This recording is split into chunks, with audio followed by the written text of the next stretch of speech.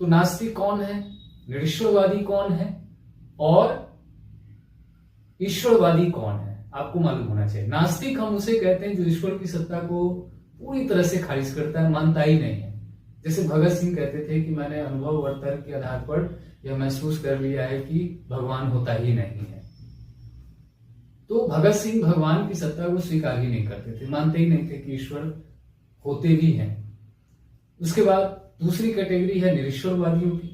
निरीश्वरवादी किसे कहते हैं, तो निरीश्वरवादी उसे कहते हैं जो ईश्वर की सत्ता को स्वीकार तो करते हैं, ईश्वर को मानते तो हैं, लेकिन यह नहीं मानते हैं कि ईश्वर किसी स्थान विशेष या मूर्ति विशेष में ही पाए जाते हैं। यानी आपको राम जी का साक्षात्कार करना हो, राम जी की भक्ति करनी हो, राम जी की पूजा करनी हो, तो उसके लिए अयोध्या जाने की जरूरत नहीं है। आप अपने घर से भी बैठकर उनका ध्यान कर सकते हो। आपकी भक्ति में, श्रद्धा में समर्पण का भाव होगा तो ईश्वर अयोध्या से चलकर आपके घर आएंगे। भक्त नहीं जाते हैं, जाते हैं भगवान।